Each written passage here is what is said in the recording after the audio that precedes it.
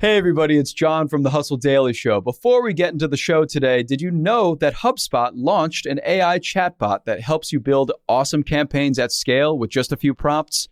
It's called Campaign Assistant, and it's a totally free-to-use AI tool made for marketers and business leaders who spend hours a day on content creation. Campaign Assistant will transform the way that you build marketing campaigns at scale. Craft personalized emails, ads, and landing pages in just a matter of minutes. Just pick the content type, add the key selling points, and let the AI take it from there. And the best part, it works seamlessly with all of HubSpot's marketing and sales tools to scale your output across email, social, and more. So AI your way into the most effective campaigns yet at HubSpot.com/campaign-assistant. What's going on, everyone? It's Friday, July 15th. I'm Zachary Crockett. I'm here with Juliet, Bennett, Rylah. Hello. And Mark Dent. Hey, what's up, Juliet? What's up, Zach? You're listening to the Hustle Daily Show.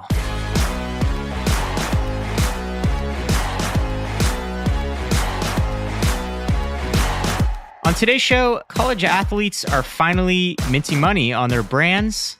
Last year, the NCAA ruled that athletes could monetize their name, their brand, and their likeness. We're going to talk about how some players are taking advantage of that now. And we're also going to talk about Costco. Inflation's pounding us from every side, but Costco has made headlines for refusing to raise the price of its infamous $1.50 hot dogs. We'll tell you why. But before we get into that good stuff, I'm going to turn it over to Juliet for a rundown of the latest in business and tech. A new survey found U.S. companies are planning the biggest pay bump in 15 years in 2023, with workers expected to get an average raise of 4.1%. That's great news, but unfortunately, it is still less than half the rate of inflation. The average rent in Manhattan broke $5,000 for the first time in history. A June report from Elliman and Miller Samuel placed the average monthly rent in the city at $5,058, or about $61,000 per year. By contrast, the average annual salary in the United States is about $56,000. London's Heathrow Airport wants to place a limit of 100,000 passengers per day this summer, saying airlines have not come up with a plan to solve resourcing challenges. Now Emirates is refusing and accuses Heathrow of creating an Armageddon situation due to its own incompetence and non-action. Amazon released a teaser for its upcoming Lord of the Rings TV show. The show has 8 episodes in its first season and is estimated to have cost $465 million to produce. And finally, Wordle is being turned into a board game. Last year, the game's creator, Josh Wardle, sold it to the New York Times for somewhere in the low 7 figures. Now the newspaper is partnering with Hasbro to create a physical version. It is the latest move by the Times to diversify its revenue away from advertising. Josh is probably regretting that sale right about now. I feel like that Hasbro game is going to rake in some serious money. Yeah, I wonder if he gets any of it. I wonder what their deal is. Yeah, probably not. He probably just sold it all. Yeah, I'm sure the Times is going to take every penny of that. Keep the royalties. Just always keep a little bit of royalties. You know? Yeah, exactly. Hopefully. All right, Mark, I want to start this conversation off with a little background. So college athletes have always been a hot commodity. They're in video games, they're on jerseys, they sell shitload of tickets. But for a very long time, they weren't able to collect a piece of the action, right? Can you just lay out kind of the big debate for us that led up to this? Yeah. So it's been a year now since the NIL, name, image, likeness, which allowed athletes to start essentially making money off of themselves. But for the previous century, more than the previous century, since the NCAA existed, athletes were not allowed to monetize themselves. You know, they would, like you were saying, appear in video games. You'd see their jersey sold like at a basketball game or something like that, and they would just not get anything. It would just be like, well, hey, your face is going to appear in this EA Sports football game or basketball game, but you get nothing. Like a lot of famous athletes will have like these sort of like merchandise sessions where they'll sign things for hundreds of dollars sometimes, and college athletes couldn't even do that. Like they literally would get into trouble. I used this example because this is one of my favorites. Like I think this was in 2014, 3 Oklahoma football players got free spaghetti at some banquet, and the NCAA, it's ridiculous. NCAA went after them because of that, and they had to like avoid some like punishment for themselves and for their school. They had to like pay back $3.83 Wow. to a charity, and as a joke, a couple of them gave $5 because they were like, we were really hungry. My gosh, that's what it's been like until last summer. What are we seeing playing out now? Like players are finally taking advantage of these so-called NIL agreements. Are people like banding together? Like how are players approaching this? Yeah, so this is a good time to kind of reflect on that because it's been right about 1 year, since this started happening. And there's kind of like two different avenues in which athletes have started to really like take advantage of this and make some money. And one is just kind of like by being entrepreneurial themselves, right? Athletes have reached out to like different brands and things like that and said, hey, could I advertise for you on my social media account? Could I appear on a commercial? Things like that. I suppose the more interesting way that this is starting to unfold and the more organized way, which is that schools are not actually allowed to still sort of pay players. Okay. That's still considered taboo by the NCAA. So you can't like give someone a new car as a recruiting tactic or something like that. Yeah, I mean, people do, but you're not supposed to. It happens under the covers. Yeah, exactly. But that said, well, what is happening is that these groups of boosters and donors who used to be the shady figures who'd hand someone like a car or whatever, they are now allowed to kind of organize in the open. And so they've formed these things called collectives. So like all the big universities, like University of Alabama, University of Southern California, schools like that, they all have these collectives and they're a bunch of kind of powerful alums who kind of pool together and they help athletes get NIL deals. So they act as sort of like a broker to helping them monetize themselves better. So that way athletes can do it on their own and get some help. So they're not directly giving the athletes money, but they're kind of setting up this promise of collecting money from different entities legally. And it can be a very lucrative promise. There was a report by The Athletic a couple of months ago, which suggested that one, high school kid who's like a junior football player right now has been promised $8 million of NIL deals by the time he is done with college. So that's an insane amount of money. Yeah. But good for him. Oh my gosh. Okay. But those are kind of fringe cases, right? Like what are we talking for the average D1 athlete right now on NIL deals? So Open Doors is kind of like a big player that also contracts with athletic departments to help athletes get these NIL deals. And per their data, they say like the average Division I athlete is making around $3,700. So a pretty good amount when you consider that, these are athletes who are, 18, 19, 20 years old. That's a lot of money at that time. Yeah. And also consider the fact that they were making nothing for the previous 100 plus years. I mentioned that one $8 million thing. And while it is an outlier, there are several people who make that kind of money. Like there's Oscar Tshiebwe, who was one of the best basketball players in the country this last year. He could have gone to the NBA, decided to skip the draft to come back to Kentucky for another year. And he's supposed to get around $2 million. There's a couple women's basketball players, the Cavender twins, who play for the University of Miami. They've appeared on a billboard in Times Square. They have 5 million social media followers, and they've really dug in. They've gotten a lot of good NIL money. And this kind of combats the stereotype that female athletes can't really collect as much money as male athletes.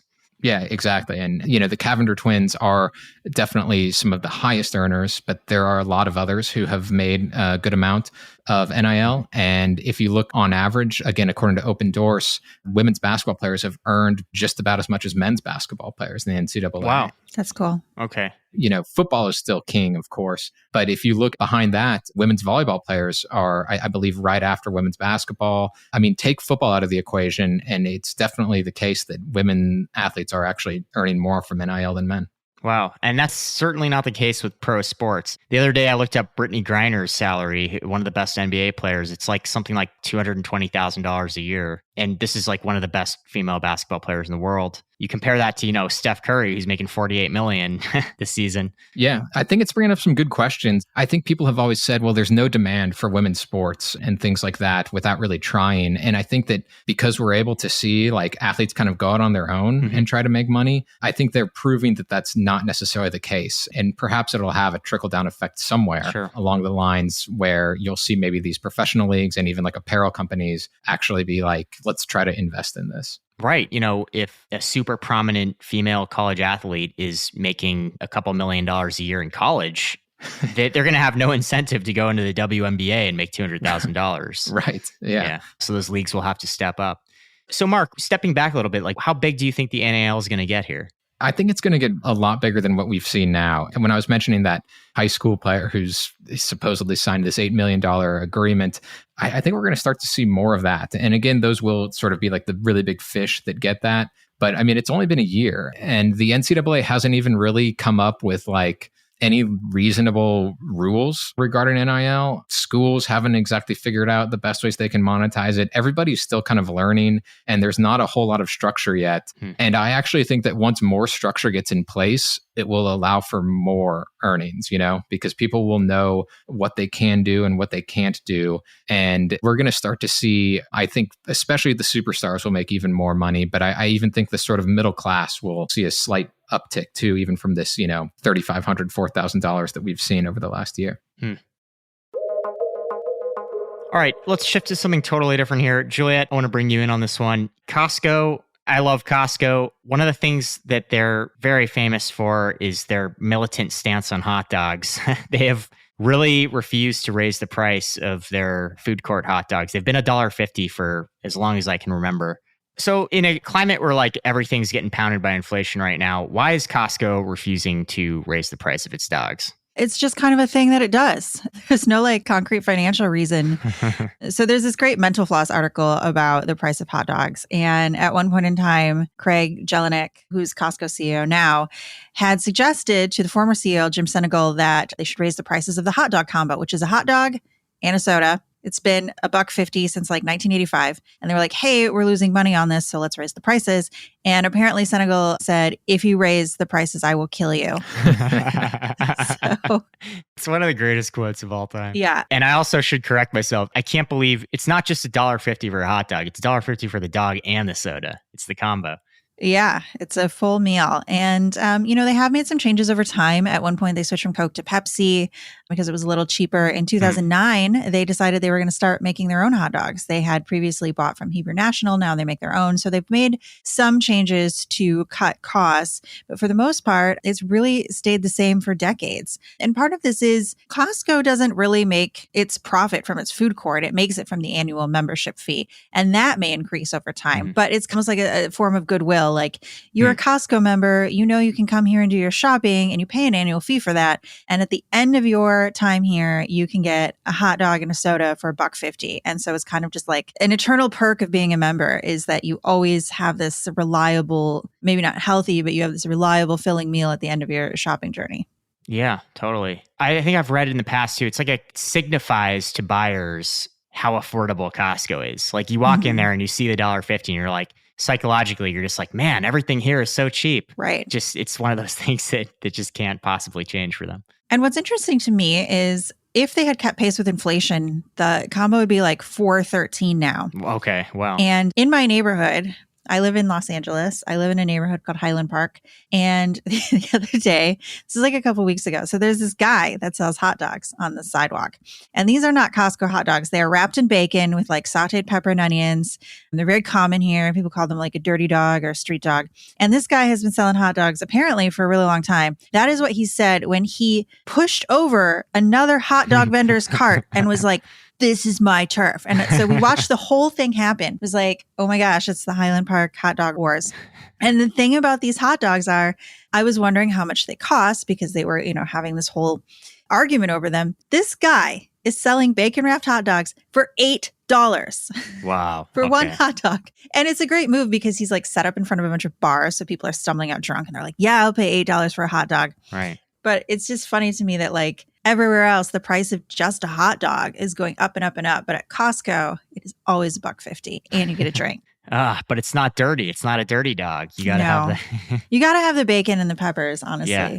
This is actually really fascinating. Obviously, Costco's members are price sensitive. They join for the perk of getting things cheaper. The food court, some might see it as kind of a loss leader that gets people in the door, but it's also just one of those institutional things that I don't think they're willing to change. I know that Costco CEO recently gave an interview and he was asked if he would consider raising the price. What was his answer there?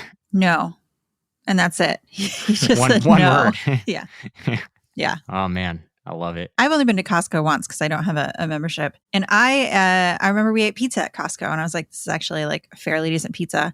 But I think it's part of the experience. You go to Costco, you get the treat at the end of your time there. And it's the same with people who go to IKEA because they want to eat Swedish meatballs. Mm-hmm. It's like going to Disneyland. You're like, I got to have a Dole Whip. But it's much cheaper to just be like, I have to buy a bunch of toilet paper and then get my dog. I kind of see this in some ways, though, as like the opposite of like what happens at like, movie theaters or gas stations, where movie theaters, they jack up the prices of the concessions, aka the hot dogs, so that way they can sell you the ticket at the same price. It's kind of like Costco's doing the same trick. It's like, hey, we'll keep this hot dog $1.50 and get some really good headlines. And it is, I love that they're doing it. And then we'll raise your membership price. Mm-hmm. Yeah. Yeah. Have they raised the membership price? Is it going up? I think they're talking about it, right? What does it cost right now to become a member of Costco? I usually just mooch off of other people's memberships. It's $60, apparently. Okay. $60 a year. It gets you in the door for the $1.50 hot dogs. Yeah, that is an interesting point, Mark. You look at something like movie theaters, their main attraction, the ticket, they try to keep it stable. Popcorn is like inflated in price by like 800% or something in the past 5 decades. God. And then, the food court isn't Costco's main business, but like you said, Juliet, a lot of people swear by it. I mean, the pizza I hear is one of the greatest pizzas you can buy. Yeah. Mark, have you ever had a Costco pizza? I've never had one, actually. Like, I have totally missed out on the Costco experience. Like, we had Sam's Club in the Kansas City area where I grew up and no Costco. You're the pizza scholar. I know. Yeah. I'm like the fast food pizza, fast food kind of everything. That's why I wanted to know your power rankings of where the Costco fit.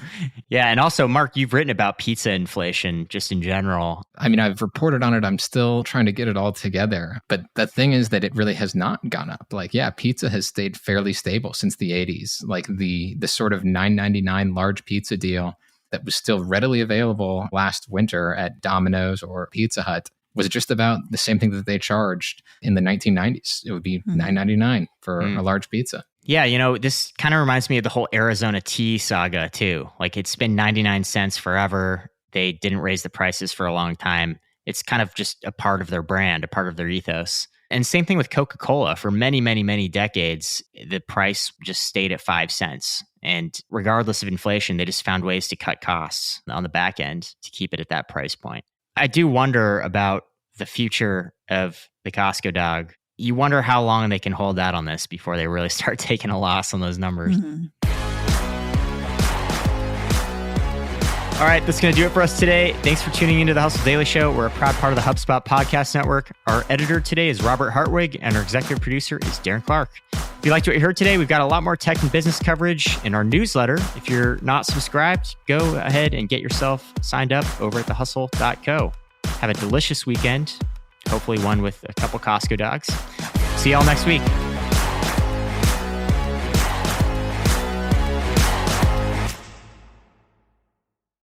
Hey guys, if you listen to the Hustle Daily Show on Google Podcasts, we want to let you know that the option will no longer be available pretty soon. Google is sunsetting its podcast app sometime in early 2024 in favor of YouTube Music, and we want to give you a heads up before it's too late, since that time's almost here. The Hustle Daily Show is available everywhere and anywhere that you listen to podcasts, like Apple Podcasts and Spotify. If you're using YouTube Music, we are there as well. If you're an Android fan, there are plenty of apps like Overcast, Pocket Casts, Player FM, and more. So just search for us wherever you decide to listen to your favorite podcasts.